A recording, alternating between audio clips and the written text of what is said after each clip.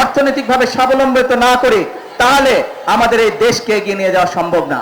এবং সেই জন্যই আমরা সিদ্ধান্ত নিয়েছিলাম, বাংলাদেশের মানুষের কাছে আমরা প্রতিশ্রুতি দিয়েছিলাম যে বিএনপি 12 তারিখের নির্বাচনে যদি আপনাদের সহযোগিতা আল্লাহর রহমতে বাংলাদেশের জনগণের সমর্থনে সরকার গঠন করে, ইনশাআল্লাহ আমরা দেশের 4 কোটি পরিবার রয়েছে, ধীরে ধীরে আমরা এই পরিবারের যারা মায়েরা আছে, গৃহিণীরা আছে, তাদেরকে আমরা ফ্যামিলি কার্ড এক এক করে পৌঁছে দিব। এবং সেই ফ্যামিলি কার্ডের মাধ্যমে আমরা 2,500 টাকা করে প্রতি মাসে আমরা মায়েদের হাতে তুলে দিব, যাতে করে সেই মায়েরা পরিবারের শিশুদের লেখাপড়া বলেন, স্বাস্থ্য বলেন, সবকিছু ঠিকভাবে যত্ন নিতে পারে।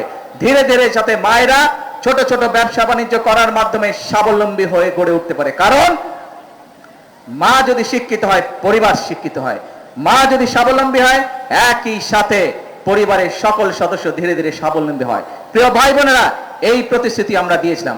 আজকে আমার এখানে এই যে স্টেজের মধ্যে এক কৃষক ভাই বসে আছে, ওনার বক্তব্যে উনি কৃষক কার্ডের কথা বলেছে, শুনেছেন আপনারা?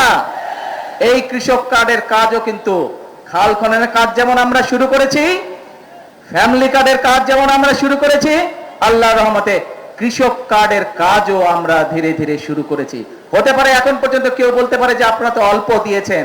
হ্যাঁ, আমরা কাজটি শুরু করেছি, সরকারের কাজ ধীরে ধীরে এগোয়। কারণ এই যে সামনে বাজেট আছে, এই বাজেটে আমরা ফ্যামিলি কার্ড এবং কৃষক কার্ডের জন্য অনেক বেশি বরাদ্দ রাখবো। কারণ বর্তমানে যে বাজেট চলছে, এটি তো বিএনপি সরকারের বাজেট না, এটি বিএনপি সরকারের আগে যে অন্তর্বর্তীকালীন সরকার ছিল তাদের করে যাওয়া বাজেট। এবং সেই বাজেটের মধ্যে ফ্যামিলি কার্ডের কোনো টাকা দেওয়া ছিল না, সেই বাজেটের মধ্যে কৃষক কার্ডের জন্য কোনো টাকা দেওয়া ছিল না। সেই জন্য ইনশাল্লাহ এবার আপনাদের সরকারের বিএনপি সরকার বাজেট তৈরি করছে এবং সেই বাজেটের মধ্যে ফ্যামিলি কার্ডের জন্য বরাদ্দ রাখা হবে, সেই কার্ডে কৃষক কার্ডের জন্য বরাদ্দ রাখা হবে কৃষক ভাইদের জন্য। আমরা চাই মায়েরা যেমন স্বাবলম্বী হবে, আমাদের দেশের কৃষক ভাইরাও স্বাবলম্বী হবে। সেই জন্য কৃষক কার্ডের মাধ্যমে প্রতি বছর যাতে কৃষক ভাইদের যে সার, কীটনাশক, যেসব বীজ, ফসলের বীজ, এগুলো কিনতে যেই টাকাটির প্রয়োজন, তার একটি অংশ আমরা সরকারের পক্ষ থেকে ফ্যামিলি কার্ডের মাধ্যমে কৃষক ভাইদের হাতে পৌঁছে দিব, যাতে করে তাদের জন্য সমস্যা না হয়। প্রিয় ভাই বোনেরা, কি আপনারা সবাই কৃষক? গুড। প্রিয় ভাই বোনেরা, এখানে টেকনিক্যাল কলেজের কথা বলা হয়েছে। এখানে টেকনিক্যাল কলেজের ডিমান্ড করেছে এমপি সাহেব, করেছে না একটু আগে? আপনাদেরই তো সন্তান, আপনাদেরই সন্তান, কিন্তু এই এলাকার সন্তানই, চাঁদপুরের সন্তানই হচ্ছে বাংলাদেশের শিক্ষামন্ত্রী।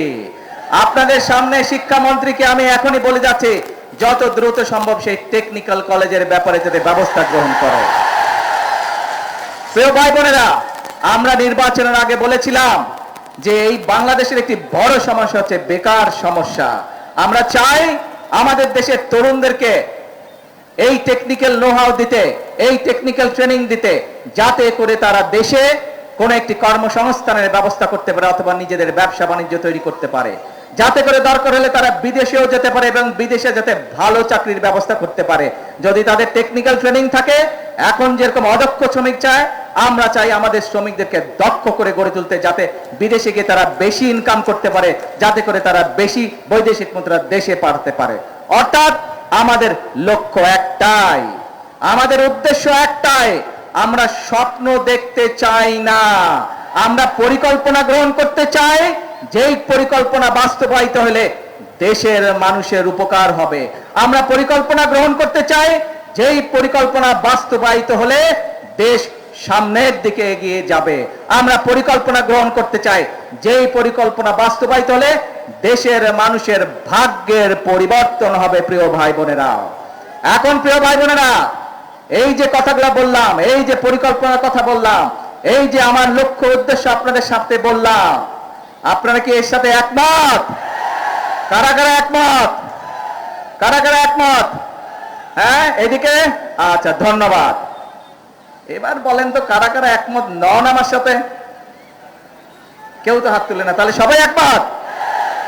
তাহলে এখন কিন্তু কাজ একটাই, কাজ একটাই। এই এলাকার 7টা তাজা প্রাণ ঝরে গিয়েছিল স্বৈরাচার বিরোধী আন্দোলনে। 7টা তাজা প্রাণ কেন ঝরে গিয়েছিল? সেই 7টা তাজা প্রাণ, তাদের দাবি ছিল বাংলাদেশের মানুষের গণতান্ত্রিক অধিকার প্রতিষ্ঠিত করা। তাদের তাদের দাবি ছিল এই দেশের মানুষের যে ভোটের অধিকারকে ছিনতাই করা হয়েছিল সেই ভোটের অধিকারকে পুনঃপ্রতিষ্ঠিত করা। প্রিয় ভাই বোনেরা, বিএনপির 7টা প্রাণ ঝরে গিয়েছে বিগত স্বৈরাচার বিরোধী আন্দোলনে। এইভাবে সারা বাংলাদেশে শুধু বাংলাদেশ জাতীয়তাবাদী দল বিএনপির শত শত নেতাকর্মী তাদের জীবন আত্মহতি দিয়েছেন। শুধু জুলাই আগস্ট মাসে আমাদের সারা বাংলাদেশে প্রায় 450 মতন নেতাকর্মী সেদিন খুন হয়েছিল প্রিয় ভাই বোনেরা, 1.5 মাসের আন্দোলনে। এখন প্রিয় ভাই বোনেরা, এই যে মানুষগুলো তাদের জীবন আত্মহতি দিয়েছে, তাদের এই রক্ত কি আমরা বৃথা যেতে দিতে পারি না। তাদের স্বপ্ন যদি বাস্তবায়ন করতে হয়, তাদের মৃত্যুকে যদি মূল্যায়ন করতে হয়, তাহলে আমাদের সকলকে আজ দেশ গঠন বা রাষ্ট্র পুনর্গঠনের কাজে আমাদেরকে হাত দিতে হবে। যদি আমরা ইনশাআল্লাহ খাল খনন সমাপ্ত করতে পারি, যদি বাংলাদেশের মানুষের ঘরে ঘরে মায়েদের হাতে ফ্যামিলি কার্ড পৌঁছে দিতে পারি, যদি বাংলাদেশের সকল কৃষক ভাইদের হাতে কৃষক কার্ড পৌঁছে দিতে পারি, যদি বাংলাদেশে আমরা বৃক্ষরোপণ অভিযান সেটি যদি আমরা সমাপ্ত করতে পারি, যদি বাংলাদেশের প্রত্যেক জায়গায় যেখানে যেখানে প্রয়োজন আমাদের তরুণ সমাজকে আমরা শিক্ষিত করে, তরুণ সমাজকে আমরা টেকনিক্যাল ট্রেনিং দিয়ে বিদেশে কর্মসংস্থানের জন্য প্রেরণ করতে পারি, দেশে কর্মসংস্থানের ব্যবস্থা করতে পারি, তাহলেই প্রিয় ভাই বোনেরা একমাত্র সেই শহীদদের আত্মত্যাগের মর্যাদা দেওয়া সম্ভব হবে। কাজেই আসুন এই আজকের এই খাল খনন অনুষ্ঠানে, এই যে খাল খনন অভিযান শুরু হলো আজকে, যেই অভিযান 48 বছর আগে শহীদ রাষ্ট্রপতি জিয়াউর রহমান শুরু করে দিয়ে গিয়েছিলেন, সেই খাল খনন এই অনুষ্ঠানে আসুন আমরা সকলে প্রতিজ্ঞা গ্রহণ করি। কি প্রতিজ্ঞা? প্রতিজ্ঞা একটাই, এই দেশকে সামনে এগিয়ে নিয়ে যেতে হবে। কি প্রতিজ্ঞা? প্রতিজ্ঞা একটাই, দেশের মানুষের ভাগ্যের পরিবর্তন করতে হবে। এবং আল্লাহ রাব্বুল আলামিন কোরআন শরীফে বলে দিয়েছেন, যে জাতি নিজেদেরকে সাহায্য করে আমি তাকে সাহায্য করি। প্রিয় ভাই বোনেরা, এই খাল যদি খনন না করি, কৃষক ভাইরা কি পানি পাবে না। কাজে খাল খনন করলে কৃষক ভাইরা পানি পাবে। ঠিক একইভাবে আমরা যদি কাজ করি, হাতে হাত মিলিয়ে কাজ করি, বাংলাদেশের 20 কোটি মানুষের 40 কোটি হাত, এই 40 কোটি হাত যদি নেমে আসে, এই 40 কোটি হাত যদি একসাথে কাজ করা ধরে, ইনশাআল্লাহ বাংলাদেশকে আমরা পৃথিবীর বুকে একটি মর্যাদাশীল রাষ্ট্রে পরিণত করতে সক্ষম হব। আজকের এই অনুষ্ঠানে, এই খাল কাটা অনুষ্ঠানে আসুন এটাই আমাদের প্রতিজ্ঞা হোক, এটাই আমাদের শপথ হোক যে আমরা করব কাজ সবার আগে। এটাই হোক আমাদের প্রতিজ্ঞা। আছেন নাকি আমার সাথে? কারা কারা আছেন আমার সাথে দেশ গড়ার কাজে?